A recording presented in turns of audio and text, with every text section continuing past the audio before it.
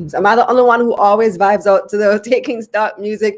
Welcome to another edition of Taking Stock Live. I'm your host, Kalila Reynolds, here for another evening with you. I am so happy to see so many comments so early. You guys are active in the chat, just waiting, ready and waiting. Because when you guys hear Ask the Analysts, you get your questions asked. Oh, yeah, you are in tune. You're ready to hear what's going on. We have a lot happening in the next couple of weeks right here at KRM. I'm sure you've already heard about Santa K's Christmas giveaway. I'm excited to tell you later on in the show what all we have confirmed for our Christmas giveaway so far, and of course, how you can participate in that giveaway. What else do we have coming up? We're going to be hitting the streets next week. We have so many things, and you have to stay tuned in order to. Oh, this is what the big one I'm missing. Finally, the masterclass launch, the Money Mission masterclass launch, which was supposed to be last week, and then that got delayed. We're finally ready to drop the new episodes, the new segments of the Money Mission Masterclass, and that's going to be tomorrow night right here on this channel at the same time. So 8 p.m. tomorrow, we have Money Moves at 7, and then at 8 o'clock, we're doing the Money Mission Masterclass launch. So make sure you join me for that. Of course, subscribe to the newsletter so you don't miss a beat. You don't miss all these awesome things that are happening at KalilaReynolds.com/newsletter. And let me know in the chat where you're joining us from tonight, which part of the country and which part of the world. Up next, we are going to tell you what's coming up in the show tonight, followed by what's hot in business. Now, come on, let's get this money.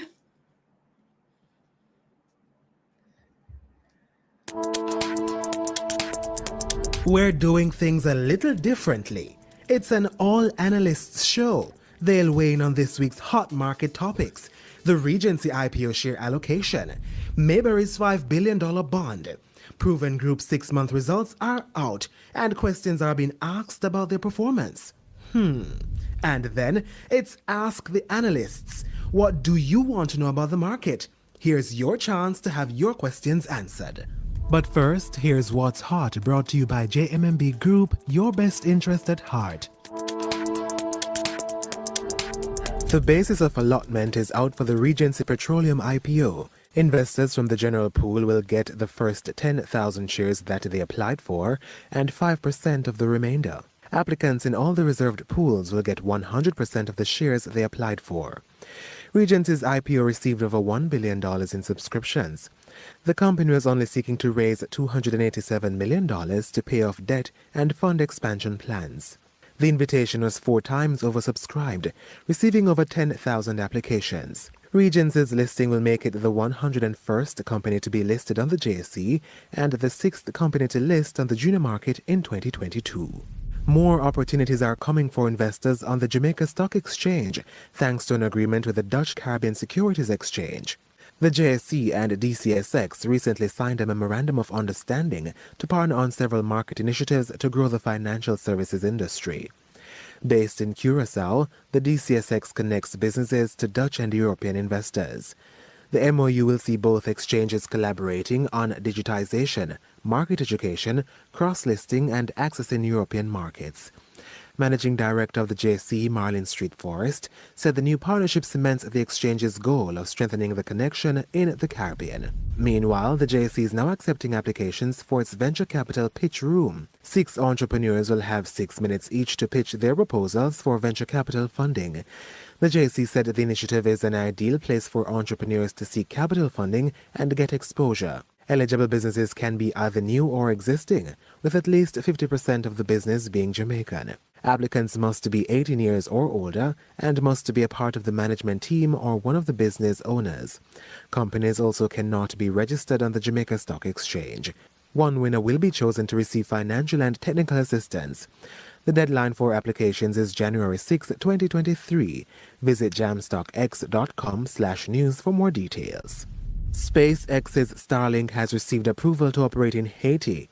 Starlink provides satellite internet access to 40 countries including Jamaica. Authorities in Haiti say the Starlink permit will allow the company to provide wireless broadband internet services throughout Haiti. The move is a part of a broader attempt to bring various companies together to invest, develop, and create jobs in Haiti. Haiti's economy has taken a massive hit due to continued political and social instability. Authorities said a Starlink system in Haiti can either be purchased directly from the company's website or through any authorized reseller. What's Hot was brought to you by hmmm Group, your best interest at heart. This segment of Taking Stock is brought to you by Bulwark Insurance Agency, insurance made easy. Analyst special show. If you have a question, drop it in the chat as soon as possible. Drop it in there early so you have a better chance of getting your question answered. But first, let me shout out all our early warmers. Let's see who we have online. Our first comment came from Ria, ready and waiting. We had Kish, always early, joining from London. He says, waiting for this one. One level, waiting. Robert, big up yourself. Shanti, money time. Natoya, ready. Nesta says, let's get this money. Okay, Natoya has a question about the IPO. We're going to be talking about that. But let me see where you guys are from. Levar in Mandeville, as usual. Michael in Portmore. Kish in London. Who else we have? Who else we're going to shout out this evening? Oh, here we go. Antoinette is revved up and ready. Chris is in Panama. Another Chris is in Kingston.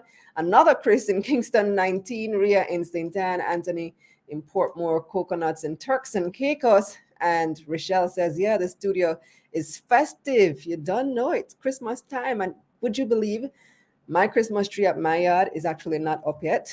I'm so late. I need to get on that. The kids are asking. They're like, Mommy, everywhere is decorated and you haven't put up the Christmas tree. Why won't you put up the Christmas tree? So I got to haul the Christmas tree out and get those decorations up. Are your decorations up? I mean, it's well into December now. It's about time. It's what, like 19 days before Christmas? Oh, wow. Man, I'm behind time. All right, so let's get into tonight's show. And like I mentioned, it is Ask the Analysts. You loved our Ask the Analysts show the last time we did it, so we had to bring it back for you. Pull that Uno reverse card. Once again, the analysts are going to be discussing the topics that you want to hear about. So let me introduce our analyst panel for this evening. Joining me, we have Jamar Brown.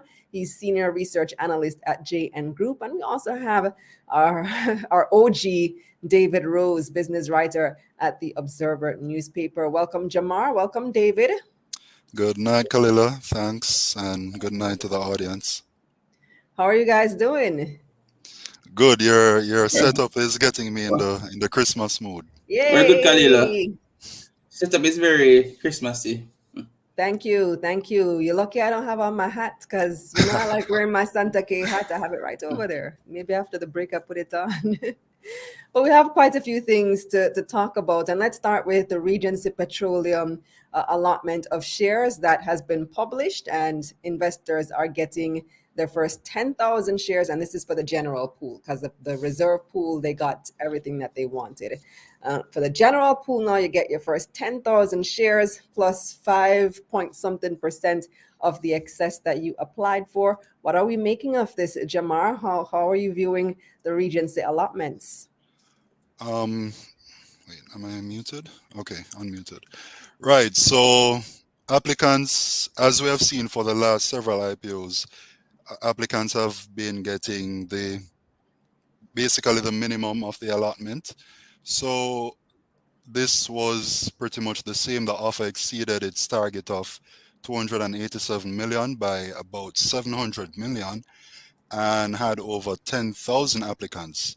So of course the public got the amount of 115.2 million based on what I'm seeing here, with 100 million going to GK investment and the rest going to strategic partners and associate loan conversions. So so basically Regency was a success in terms of its listing. Okay, so David, it's a little bit a slightly better allocation than some of the previous ones that have just gone like one-on-one and dollar. I think those were around the 5,000 range plus a little bit of the excess. This one is giving you 10,000. Correct me if I'm wrong. So is it a little bit better than what we've seen in the past, and why? So it's a middle ground in the sense that of the 6 IPOs or companies on the junior market we've seen listed this year, uh, this is in the middle ground. So we for one-on-one, they had 5,000 units guaranteed plus 2.23%, and then when it came out to dollar, it was 10,000 units plus around 2%. The differentiators or the companies that had better allocations on the pro rata side was JFP and Eddie Focal, which are 10,000 units guaranteed and like probably 16% up. And yeah, it's Perch with 10,000 plus 12%. So Regency was it wasn't as low as one on dollar, but it was as higher than Spiritory and other IPOs happened this year. And it's a mixed thing because it potentially means that more persons have taken the decision that hey, I'm not in a reserve pool, I might apply, make some money, but I'm not going to put in a significant amount of funds, have it tied up, and then when listing day comes, I have the money to put back into the company by trying to buy more at open market and the listing. Because when you think about it, the company was came for about 150 million from the public, right? And 55 million between partners and employees. So when you look at it, to have over $1 billion chasing a small amount of money and to get this kind of allocation kind of tells that people, have wised up a lot. Because in other circumstances or IPOs, the allotment probably have been a lot lower just because of the value that I've been applying for, the offer. So persons are rising up. It's good to see the company got their funds and that's settlements for the company when they list within the coming days, assuming the JSC listing committee approves their listing, by the way.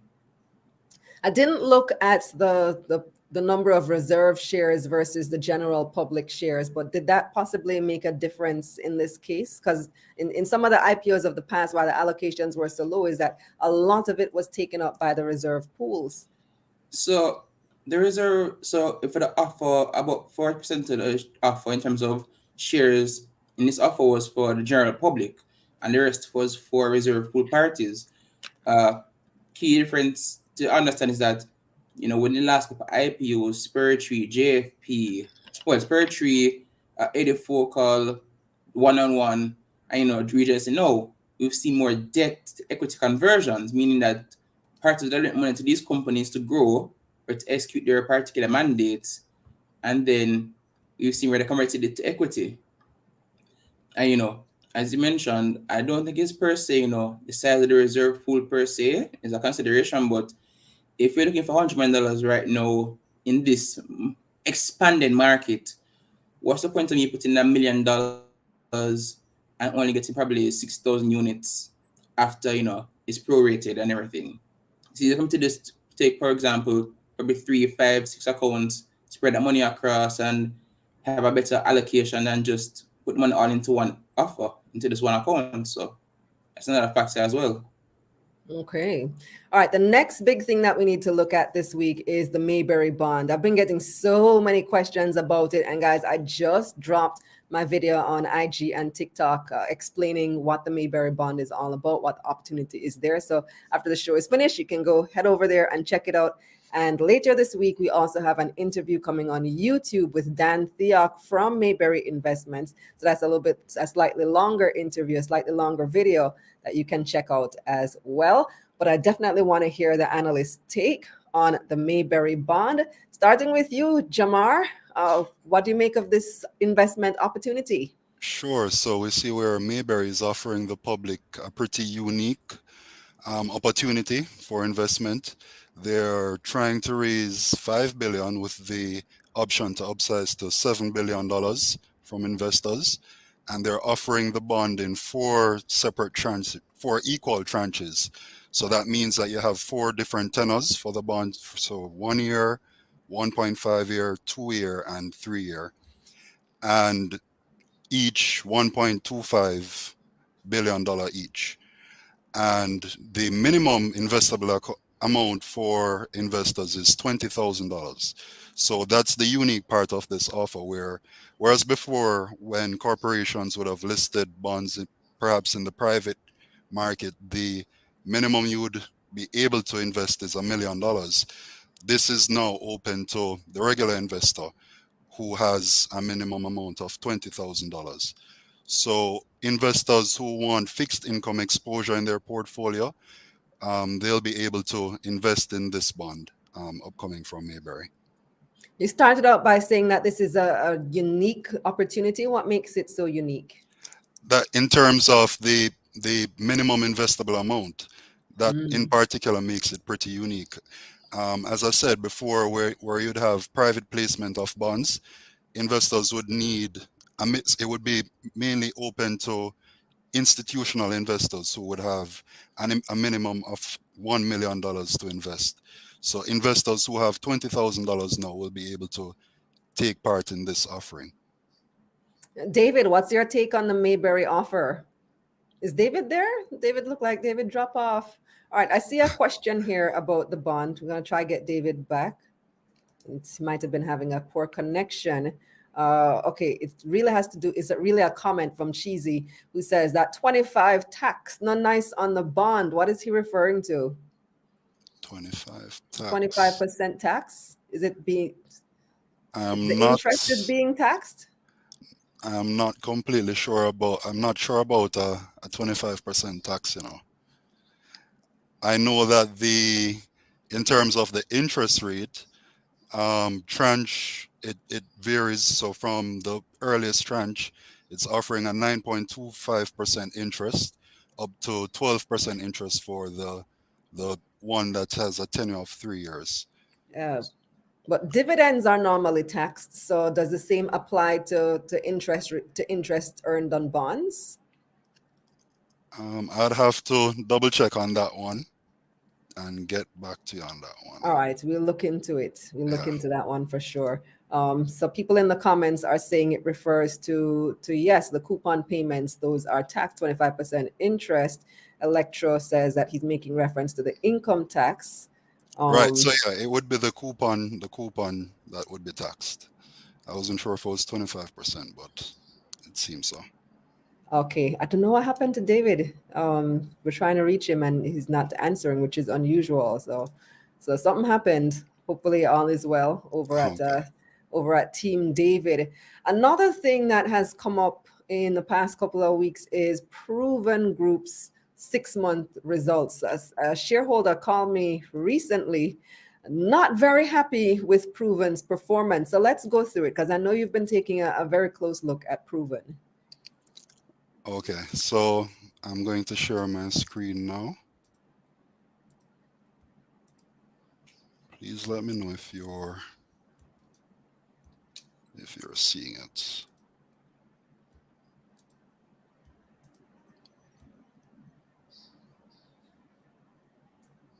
Yeah? Yeah, there we go. Okay, great. All right, so let's take a look at the Proven results to see if we can if we can satisfy your caller there. So, right, so we'll be taking a look at their recently published results for the first 6 months of financial year 2023. So that will be from April to September of this year.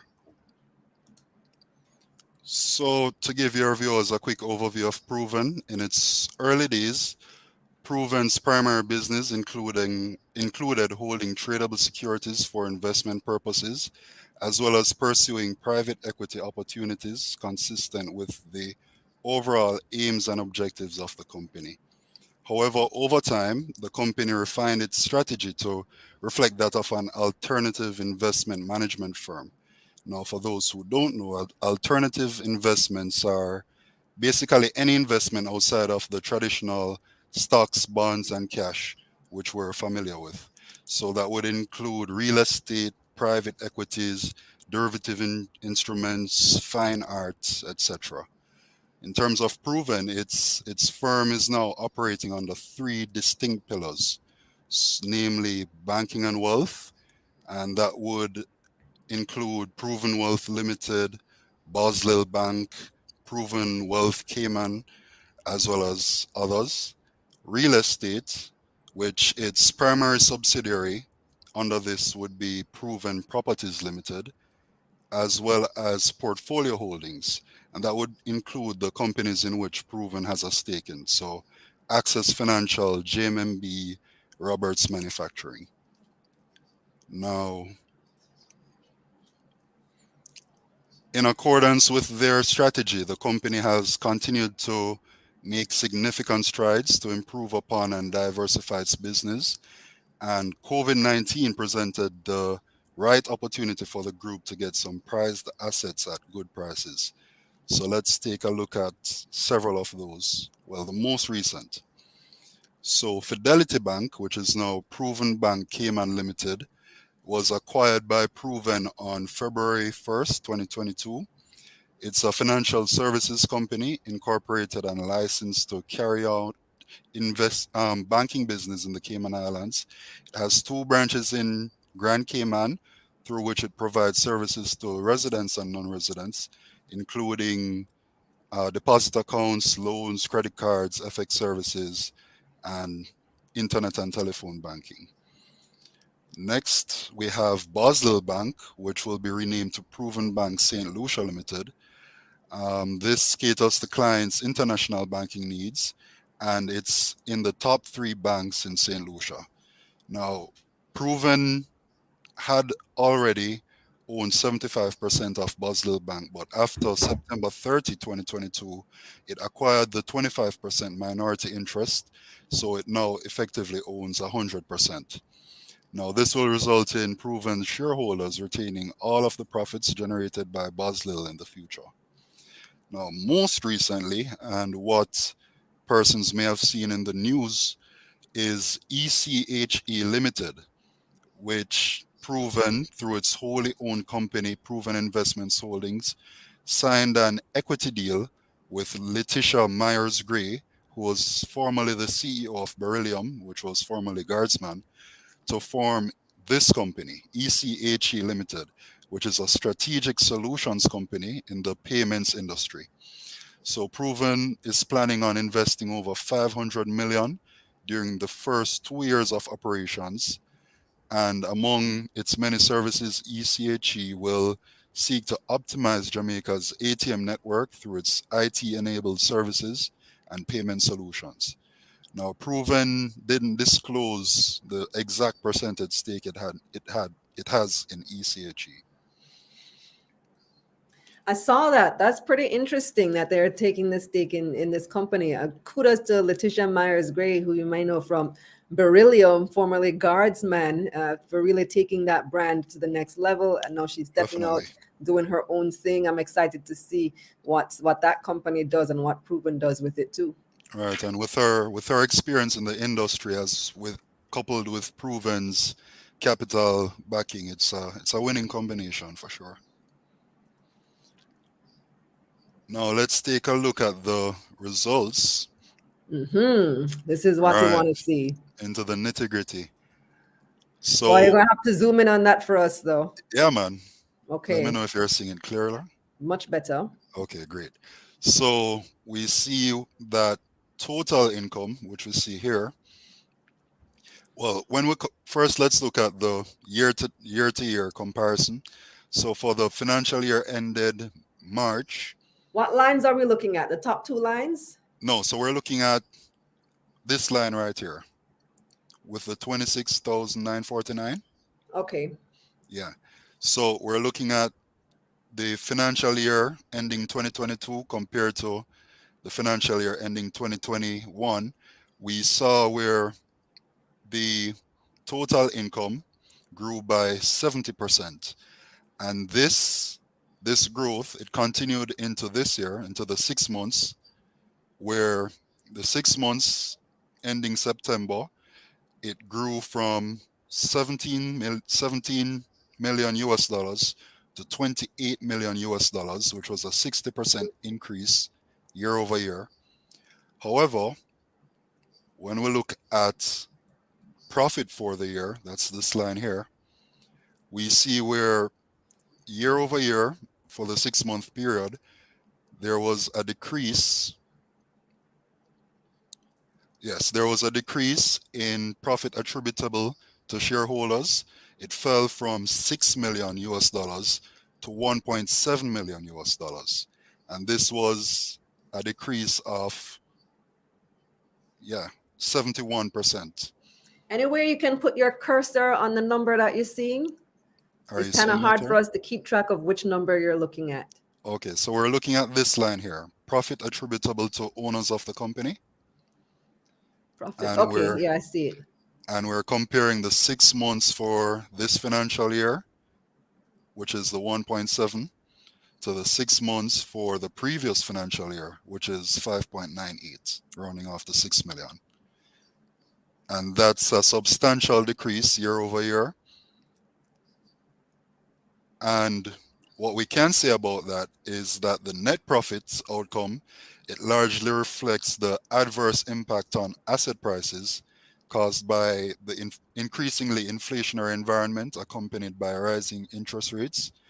According to Proven, they have also said that grain price increases over the period, along with the integration of their newly acquired companies, were other drivers that influenced the performance of profits over the year.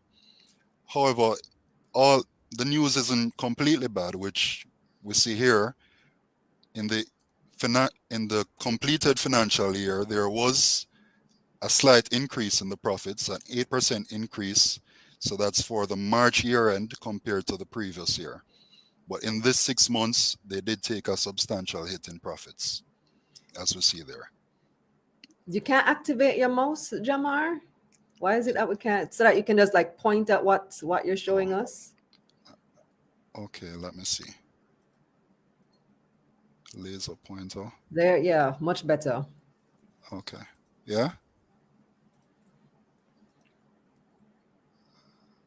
I'm not sure if you're seeing it now. Yes, much better. Okay.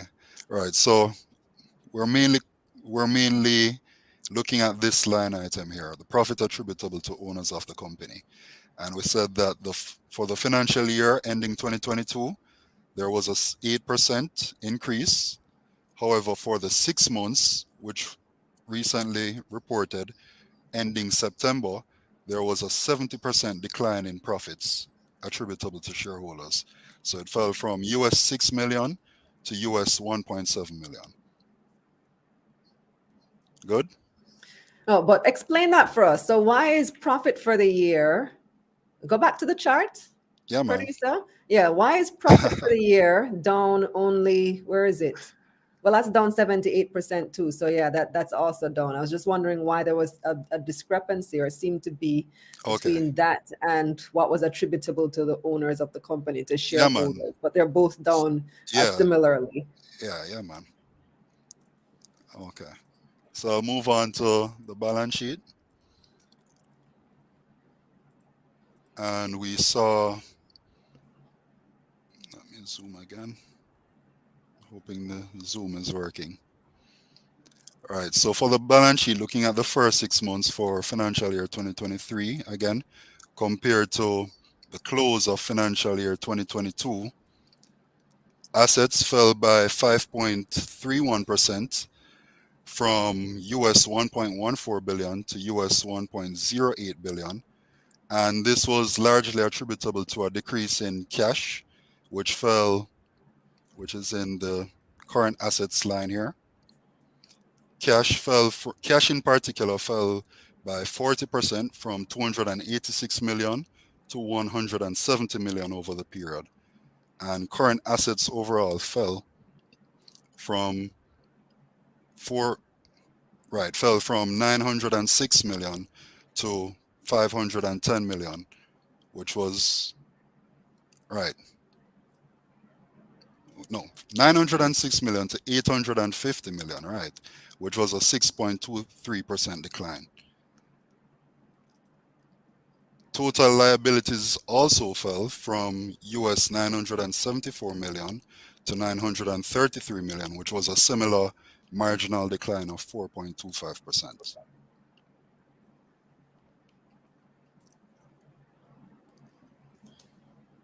Now, moving on to Proven's 5-year price chart. So we see where overall it has increased in its share price has increased over the period, moving from $18.50 to $27.98. But taking it step by step, we see a steady incline from 2017 to it peaking in 2020 at a price of around $46, $47 there. And we see where from there it started to decline. And this was largely due to COVID pressures.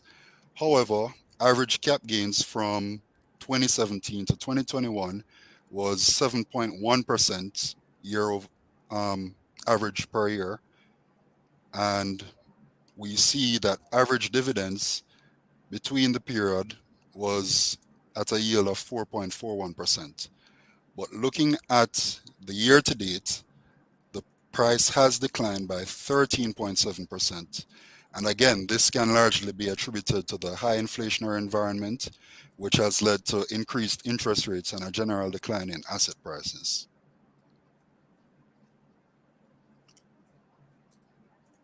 Now, taking a look at the price to earnings ratio, we see a dramatic dip in PE at the outset of 2017 from 32.6x to around 10x.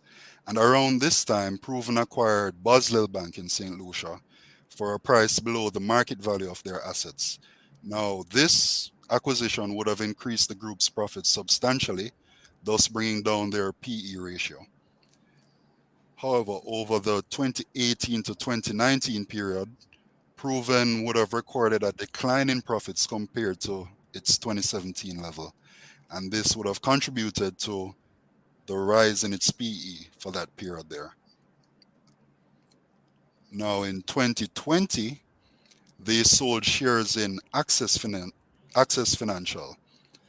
And this would have boosted profits for the period by 24 million US dollars, leading to this sharp fall in its price to earnings ratio here. And after that, profits would have normalized since then, leading to PE picking back up here and PE being 10x currently. Now, compared to the sector PE of 10.5x, this suggests that Proven is fairly valued in the market. So is it a good thing or a bad thing when the PE falls?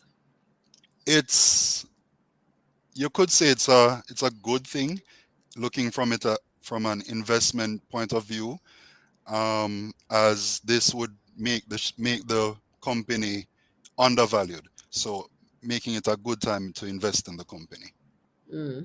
Right. If it's overvalued now, that, not a great thing for current investors. Okay, go ahead. I'm here watching, like I feel like a student just taking notes. Yeah, man. Well, that's the end of the presentation for Proven. Yeah. That's the valuation. Yeah, that's the end of the Proven presentation for today. All right. So let me ask you this then. With all these acquisitions that they've made, and David is back. Welcome back, David. Seems to be frozen right now. All right. Hopefully we sort him out soon. The acquisitions that you mentioned, not counting the new one in Letitia Myers Gray's company, because that's brand new and that wouldn't have an impact just yet. Right. Have those had a positive or a negative effect on the performance of the company? They have had a positive effect overall. They have been profitable. I don't have the immediate numbers in front of me here, but they have contributed to the profits of the company overall. In terms of, for this period, the 6-month period, we perhaps won't see the immediate impact on profitability just yet for the ones that they would have acquired this year. But for last year, Roberts Manufacturing, for example, which they acquired last year, July, that has had positive impact on their book so far, as well as an educational company that has had positive impacts as well. So when we consider the decline in their profits, then, is there anything that shareholders ought to be concerned about? I would say to look for things to pick up in the over the next 2 quarters. The profit should normalize a bit over the next 2 quarters. I don't think there's anything to be alarmed about just yet. So let's look for their year-end financials. Okay. Is David back? No, he's not. All right, because the next topic was his. I don't know if you want to comment on any of these topics, Jamar. One of them was ISP Finance Services. They're also doing a bond. And then we have Dollar Microfinance. Dollar Financials has gotten a microfinance license. And we also wanted to look at the overall market performance. So take your pick before we go to the break and start taking questions from the audience. Okay, well, in terms of dollar finance, right? So we would have seen that they would have listed the IPO, which they would have raised around $500 million. But due to their fast growth, they would have realized that they needed additional funds to continue on that expansion drive that they're on. So they listed a bond, which they upsized. Their bond was for $1 billion, and they upsized by I think almost $200 million on top of that. So they were adequately funded, and we see that, right? So the total was 1.17 billion raised, which is the largest amount from a company approved to list on the JSE private market. So we see that Dollar is paving the way for junior market companies in terms of all the avenues available to them on the markets. In terms of the general microfinance market, we know that the microfinance institutions, they would have gotten up until July 30th, 2022 to send in applications for their licenses. I know that once the applications were sent in, the BOJ would have allowed them to continue operations. And ISP, which is David's topic, I know that they're one such institution which would have applied for their microfinance license. So they're allowed to continue operations until BOJ has made a decision on their license. And no new microlender can start operations until they have that license. If the license is denied, then BOJ will give the business time to wind down their current operations, whether it is that they collect what they owe for what borrowers owe, or they sell their loan book and cash out, which I believe that we'll be seeing some institutions having to take that route. Okay. I feel like Kadeen has been all over the place the past couple of weeks. Everywhere I go, I see him speaking at some event. So Yeah, man, he's active. Very, very active. Dollar has a lot of plans in store. All right, let's take a break. We're going to give you your market recap for the month of November. And there might be a surprise in there if you haven't been keeping up. At least there was for me. And then we'll come back and take your questions for Jamar, and hopefully David is back by then too.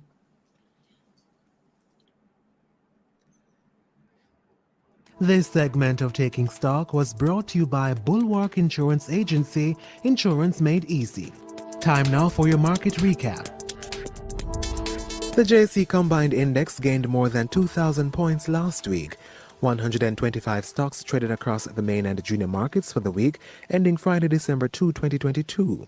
61 made gains, 52 fell, and 12 stayed the same. 79 million shares changed hands on the Jamaican dollar market, valued at $783 million. Spirtree Spices was last week's most traded stock, taking up 12% of market volume. People bought and sold 10 million shares in the company. The stock gained 31 cents to open this week at $3.22. One-on-one traded the second highest volume, with people buying and selling 6 million shares. It opened the new week at $1.26.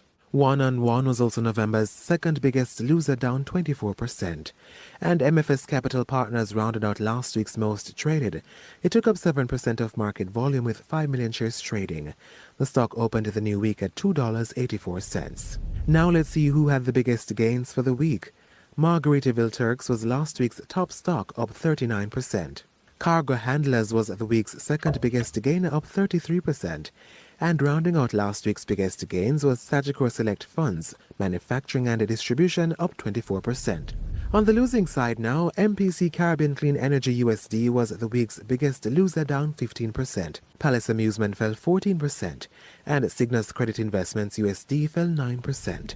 Now here's a look at some of the highlights for the month of November. The main index dipped 2.5%. The junior market lost almost 2%. The financial index lost almost 3%, and the manufacturing and distribution index fell 0.5%. Cygnus Credit Investments JMD was the month's biggest gainer, up almost 33%. PBS USD had November's second biggest gains, up 23%. And PBS 9.7% cumulative redeemable preference shares rounded out November's top stocks, up 21%. On the losing side, Consolidated Bakeries was last month's biggest loser, down almost 27%. And Victoria Mutual Investments fell almost 24%. Over on the Trinidad and Tobago Stock Exchange, the composite index lost 11 points last month. National Flour Mills was the most traded stock for the month. It opened in December at $1.52 TT. LJ Williams Limited was the market's biggest gainer, up 9% to open the new month at $2.40 TT. And on the losing side, Ansa Macal fell almost 12% last month to $47.50 TT. It was a decent month for U.S. exchanges. The Dow Jones was up 3%, while the S&P 500 climbed 5%, and the Nasdaq rose almost 6%. At the pumps, overall gas prices fell $8.75 for the month of November, while regular diesel prices fell $5.94 for the month, and ultra-low sulfur diesel fell $5.54. In foreign exchange, overall, the Jamaican dollar weakened against the USD for the month of November, losing 64 cents to close the month at $154.71 for $1. Meanwhile, the JMD strengthened against the Canadian dollar, but weakened against the British pound and the euro last month. And on the crypto markets, the crash of cryptocurrency exchange FTX sent the price of Bitcoin tumbling 16% for the month of November. The cryptocurrency was trading at $16,941 on Saturday. It was the same for Ethereum, which fell 17% for the month of November. The cryptocurrency was trading at $1,265 on Saturday. This segment of Taking Stock, The Analysts, is brought to you by Jamaica National Group. We'll help you find a way. Disclaimer. This is not intended as financial advice. Please consult a licensed financial advisor before making investment decisions. Welcome back. Welcome back. I forgot to give you tonight's poll question. So head on over to the community section of the YouTube channel or on Twitter and take today's poll. Have you invested or do you plan to invest in the Mayberry bond? A, what's a bond? B, yes, money, money, money, money. Money. No, I can make better returns elsewhere. I don't care, or other. Leave a comment and let us know what you think about this particular opportunity. It's time now to take your questions, and boy, you guys have a lot of them this evening. So let's get right into the questions. Jamar, you there? Oh, David's there. Did Jamar leave now? No, man, I'm here. Okay. I was like, oh gosh, David drop off. No, Jamar gone. All right. Our panel is here in full effect, and let's get into these questions. What's going on with my tech? Okay, here we go. Let's see. Our first question comes from, well, this is a comment. Jermaine Scott says, Hotlanta in the house. All I want for Christmas is a new IPO. They're out there. I hear they're coming. Natoya has a question. What do we think of RPL's allotment? We discussed that already. And what are we estimating the price to be in its first 2 weeks following its listing? Any price estimates there, Jamar? Need a crystal ball for that one. Yeah, that's a tough one. And my insight is that if you look at a crystal ball, anything could change. You could buy another IPO that is just as attractive, that comes on just when they decide to list. So you just don't know. Yeah, and that's the risk you take when you invest. You don't know if we all knew what the price would be. I mean, we'd all be millionaires, right? Or maybe not, because if we all knew, then everybody knows that it negates the impact of. Exactly.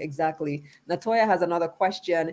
Mayberry versus NCB's bond offer, who has a better edge? Because NCB does have a bond out now for I think it's 10.5%, 10.5 for 18 months. 18 months. Yep, 10.5%, 18 months. So which one is the better offer right now? So it all comes down to what you can afford and also the reality, because Mayberry is at 20,000 minimum, 10K increments versus NCB Capital Markets, which is $100,000 as the minimum subscription. So comes on to that perspective. And another caveat in a sense is the NCB bond is going to be listed in the case of like a JSE private market or a bond market. So while the Mayberry bond will at least have a listing on a recognized exchange, which gives it the opportunity to have some liquidity in a sense, the NCB bond will likely be traded over the counter, meaning that you have to find another party to either purchase the bond from again or to sell it to. So that's one significant thing that you have to factor when you're comparing these two offers. So while one might give you a relatively higher rate, it might not be listed, which impacts the ability for you to exit that investment if you need liquidity, while other might give you a relatively lower nominal rate, but they have a liquidity option. So you have to weigh those two things into consideration. Another thing to consider as well. I'm not sure if the NCB bond has a call option, but the Mayberry bond is callable.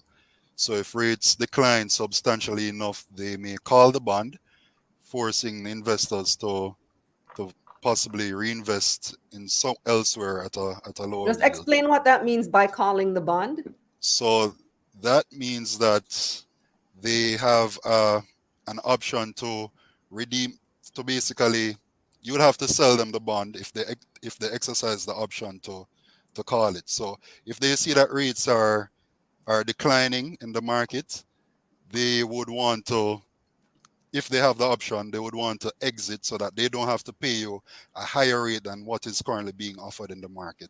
So if they exercise the option to redeem their shares or to call the bond, then you would be forced to sell them. Or Right. to, So at that point, you get back all your money, right? Yes, you get back your money, yeah. I look at the term sheet right now, Jamar. So it's actually NCB's one does have an early redemption feature, and it's still a call feature, but an early redemption feature. Okay, so they're equal in that sense then. Mm-hmm, yeah. And let me just do a side-by-side comparison. So looking at just comparing apples to apples. So Mayberry has an 18-month option in their tranches, and their 18-month option is at 10%. Let me finish the point now, David. Gosh, you don't have to interrupt me. So their 18-month option is 10% versus NCB's 18-month option at 10.5%. So the slightly better interest rate over at NCB when you're comparing 10.5 or 10.25? 10.5%. Look at the term sheet right now. Okay. Yeah. So slightly better interest rate at NCB when we're comparing apples to apples, but you can get a better rate at Mayberry if you want to go, if you agree to go for a longer tenure, so 24 or 36 months, 2 years to 3 years. Right. Well, but then again, as David said, the main benefit of the Mayberry bond is it's open to more persons, as the minimum requirement is 20,000. So and it will also be listed. So that's another benefit. Be listed. So there's a secondary market for it. So in terms of liquidity needs, then Mayberry one would be an interesting one to look at. Right. All right. Next question/comment comes from Levar, who says, I recently encouraged someone to get into investing, of course, thanks to KRM. Hey, however, all the banks, or I guess the investment firms, are hiking up the cost to open an investment account. I didn't know that. Are the costs, the minimum opening requirements going up? I haven't checked it like in the past year. So I can give some context to that. So JMB recently increased the minimum for their Emma account from 10,000 Jamaican dollars to 25,000 Jamaican dollars.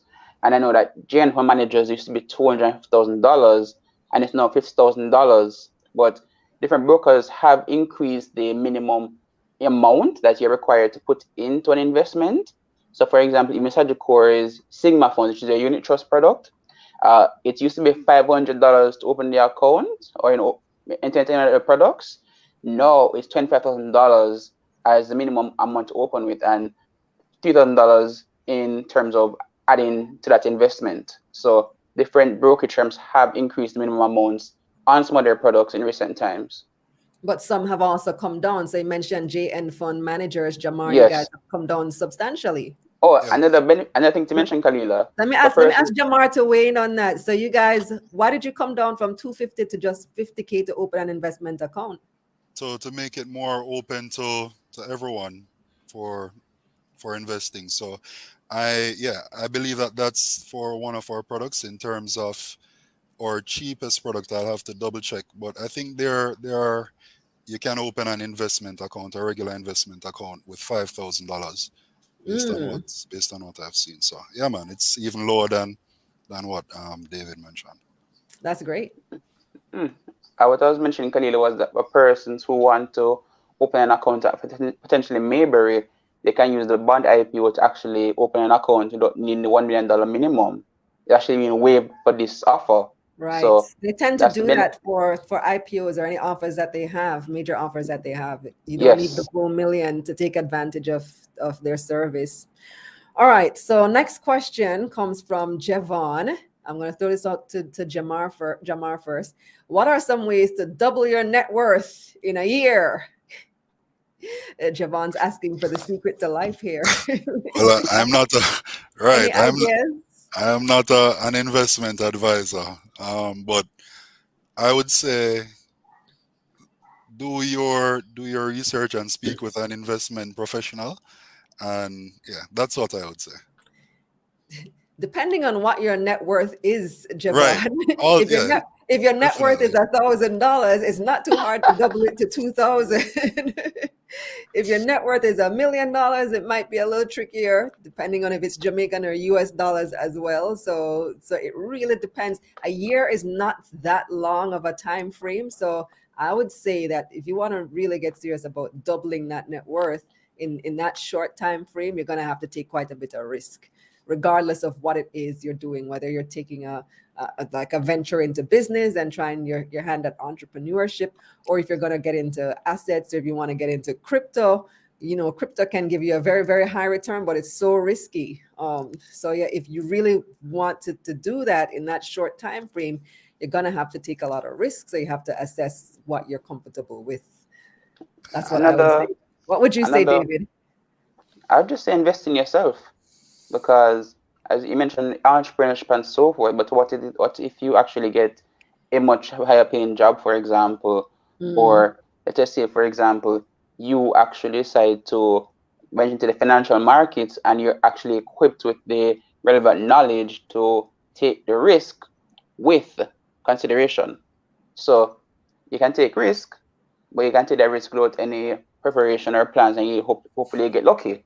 Or you can do some research, prepare yourself, and actually have the potential to grow money pretty fast, because different stocks throughout the year like CPJ, Fast and so forth, went up by 400, 300% during the year. So nothing is necessarily impossible, but at the same time, you have to really invest in yourself, because at the end of the day, you might say it's taking too long for the stock to increase. As you sell, it goes up, or you're saying it's going down, but it should go back up, and you're potentially holding on to a 60-70% loss.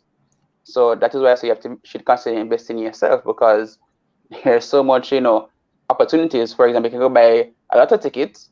You can potentially marry a particular richer person, but if you want to improve your own situation, investing in yourself in terms of knowledge is one easier way. Yeah, I agree with David in terms of investing in yourself, and whichever field you're in, whether it's you can advance with a certificate or a degree or whichever thing, make that investment in yourself. Definitely.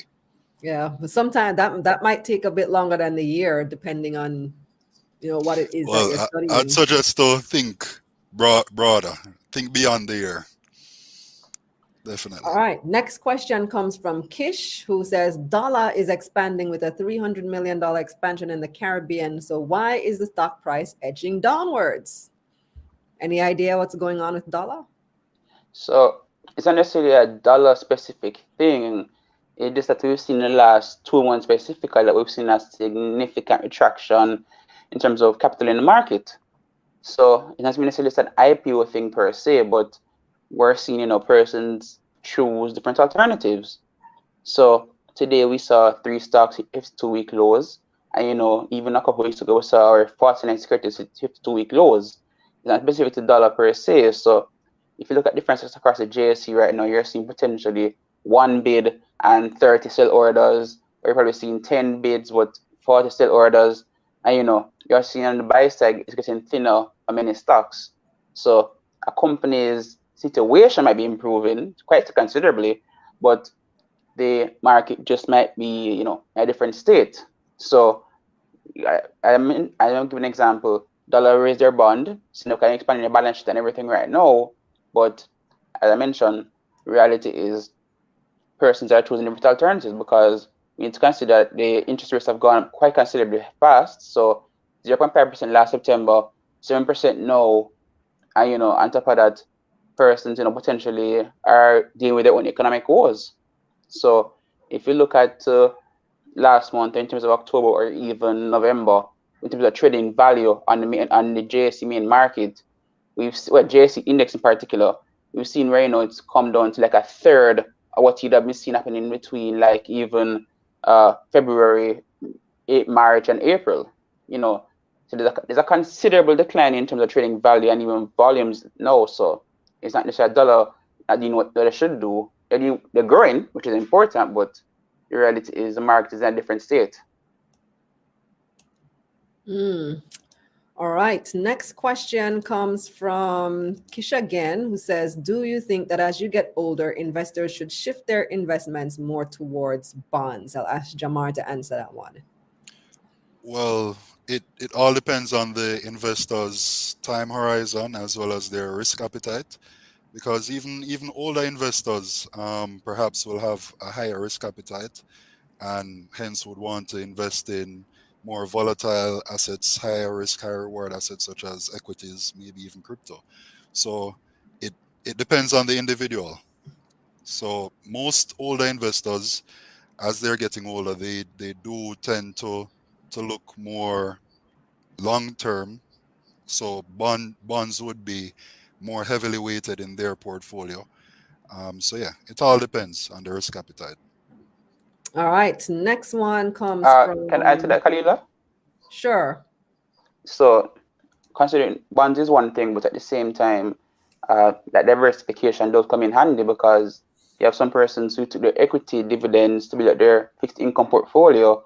At the same time, bonds are not necessarily completely risk-free as been always touted. We remember back in 2020, where a lot of pensioners who were sold a bond by a particular firm in downtown, they were facing a significant haircut on their money. So, consider diversification while talking to an advisor between asset classes and even different companies, for example, because the bond is one thing, but if there's a shock and those companies cannot pay, you're just in the same boat as dividend investors right now who don't get dividends from ordinary companies and their ordinary shares.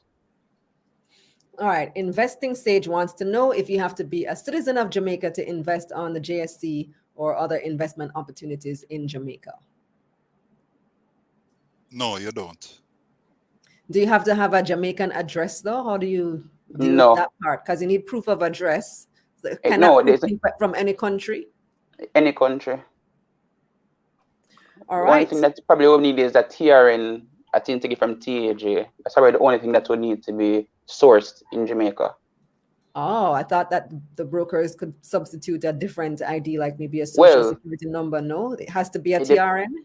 Well, it depends. So the SSN for some persons, for example, the brokers will take that and whatever, but at the same time, they might be needed for a TRN as well. So we need to speak to the advisor and see what's needed, but at the same time, probably a TRN if anything.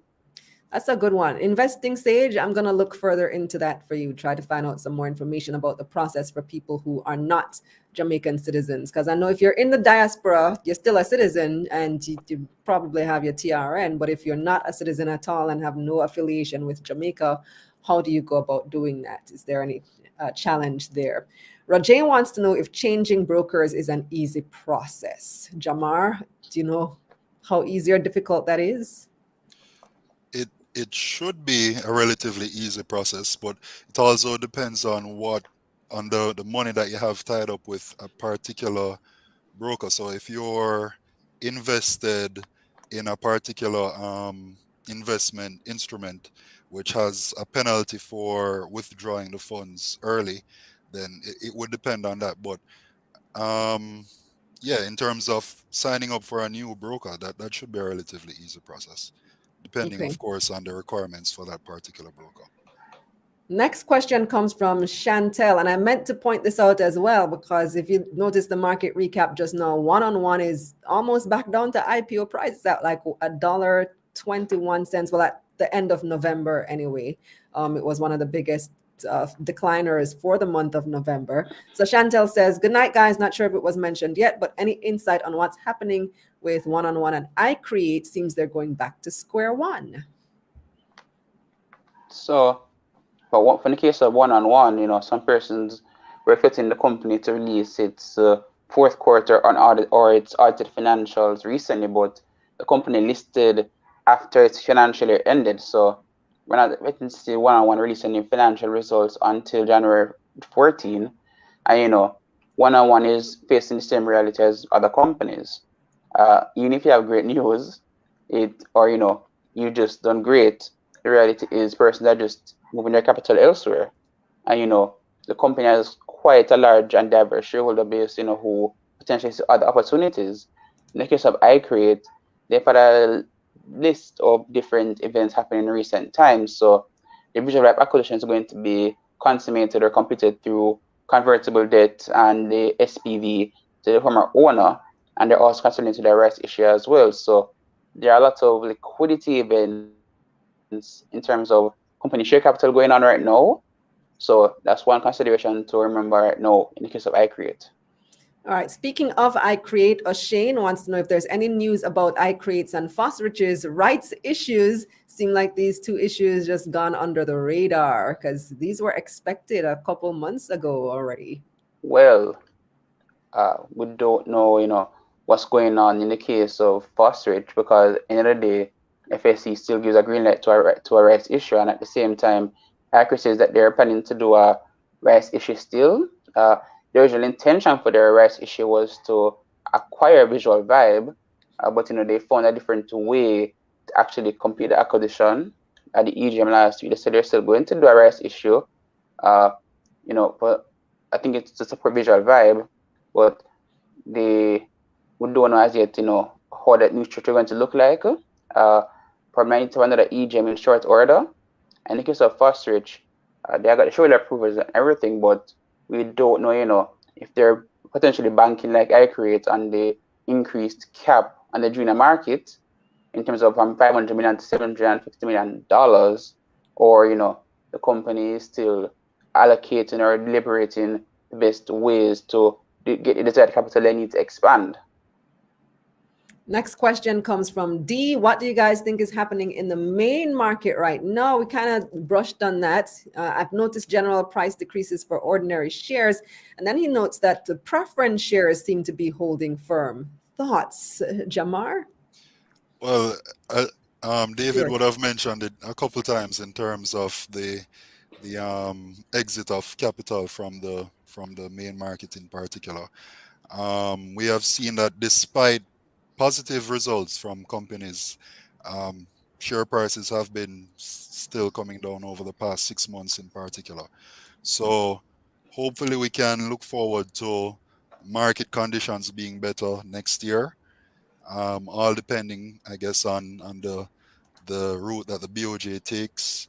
I know that they said that they perhaps wouldn't be increasing interest rates any further, but I think that does depend somewhat on what our bigger brothers overseas do. So let's see. All right, let me take one last question. And this one is from Charles. Two more because I didn't see this one come in. What is happening with V-Mill? It appears they're heading back to IPO price, I guess he wants to say. Any insights on V-Mill? I guess I can take that. And when the person was talking about preference shares a while ago, persons are just preference shares. Some of them are fixed rate or variable rate. The persons are looking for that higher income. And in the case of VML, they have suspended dividends, and at the same time they've become defensive. So they're looking to aggressively grow their balance sheet right now. They're looking to expand through that bond offering they're doing right now, but at the same time they become defensive considering the market volatility and everything going on. And yes, the company hit a significant 52-week low recently in a $3 range, which hasn't been seen since 2018. And the overall market, I've seen prices come down to levels I haven't seen since I had to invest in 2016. So it's just a very rough time for some persons. Persons that are more deliberate right now, if they're looking to make short-term gains, because if you're looking to make a gain, the liquidity is a significant thing you have to be concerned about right now, because although you can say you're up 100% in gains, you might be only able to realize 10%. So the person needs to be really conscious right now what's going on. All right. So last question comes from Christopher, who wants to know which company specializes in commodity investment in Jamaica. Do you guys do that there at JN? Jamar? You're muted. Muted. Hello, are you guys hearing me? Yeah. Commodity investing. I'm not aware of any investment products which offer that at the moment. But I will get back to you on that one. You know of any, David? Same here. I don't think there are any companies specializing in commodity trading here in Jamaica. So I guess you have to look on the international markets for that one, Christopher. London and USA. All right. Thank you so much, guys. Great show. And to our viewers, I will take your final comments after this quick break.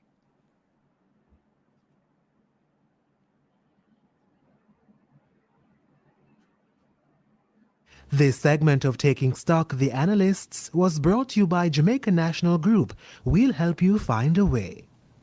Hey, moneymakers, you're not an official part of the family until you have your merch. Visit KalilaReynolds.com/store to order your t-shirt and your mask today. Let's get this money. Let's get this money. And the new black t-shirts are out, the new black and gold shirts. We need to update that promo, that ad to show you guys the black and gold shirts because they look so nice. Very rich, real rich, reminding you again that the Money Mission Masterclass drops tomorrow. It is the updated version of the Investing for Beginners Masterclass.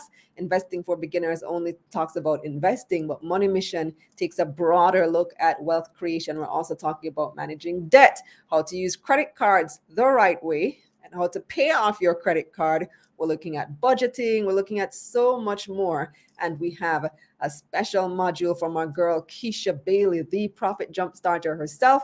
So I'm asking you to join me here again tomorrow night at 8 o'clock for the launch of our Money Mission Masterclass. And I'm going to be giving away some for free. Yes, some giveaways are coming. Also, our Christmas giveaway, Santa K's Christmas giveaway is coming up on the 15th of December, which is next week, Wednesday. I think it is. Yeah, it's coming up like right around the corner. And oh gosh, I said I was going to tell you what we have so far. Let me bring up that list. Let me try hurry up and bring it back. Okay, let me type it in real quick here. Santa K giveaway. Let's see if I can find the list. Okay, it's gonna take me too long to bring up the list of things that we already have, but I'll keep you updated throughout the week as to what we will be giving away on the show. And of course, if you want to participate in our giveaways, you can always email business@KalilaRayMedia.com to get your product or service featured on our show for next week. It is gonna be an awesome event. So many people are going to get the opportunity to see your product or service. And especially if you have any Christmas promotions coming up, you absolutely want to participate in this event next week. Later this week as well, we also have our breakdown of the Mayberry IPO. So I did a breakdown, and you can head over there shortly to see that on my IG and TikTok pages. explaining what is a bond, what are the features of the Mayberry bond, so on. And I have an interview coming up later this week with Dan Theok from Mayberry Investments. You can look out for that here on YouTube. On Thursday, we have the next installment of JN Wealth Talks here on my YouTube channel as well. So yeah, it is a busy and festive time over in these parts. Let me take a few final comments before we head on out. Somebody was asking who are the approved brokers for the Mayberry bond. So Mayberry isn't the only place you can buy. They do have selling agents.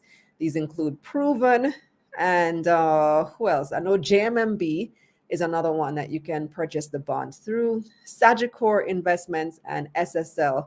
So Sagicor, SSL, Proven, JMMB, and Mayberry.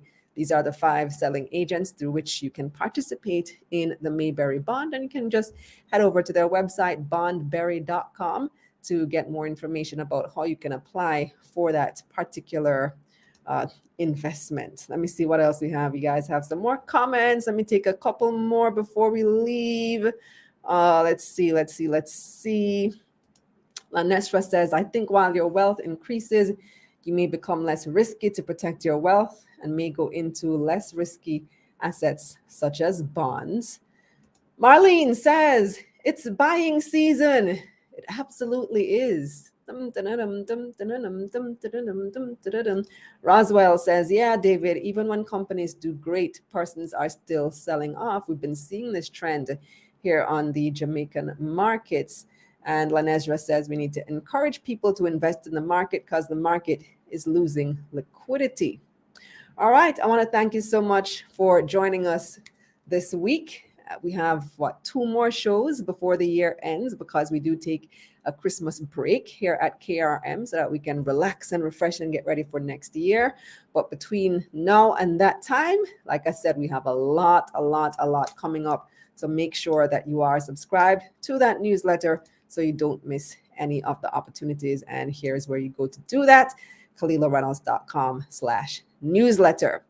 Follow me all over social media, guys. I'm on Instagram, on TikTok, YouTube, Facebook, LinkedIn, all over the place at Kalila Reynolds Media or at Kalila Ray. And you can see that's how you spell my name, or you can just find everything on the website. That's your one-stop hub. And reminding you, if you haven't subscribed to the channel yet, please hit that subscribe button, hit the like button. We want to get those likes up. We want YouTube to recommend this video to more people so that people can start understanding more about the stock market and we can get this money together. Because what? Investing is the new sexy. Marlene says, do this topic more often. She likes Ask the Analysts. So yes, we do have to get some more Ask the Analysts shows so that you guys can get your questions out there. Well, I'll see you again, same time, same place tomorrow for the Money Mission Masterclass launch. Later, guys.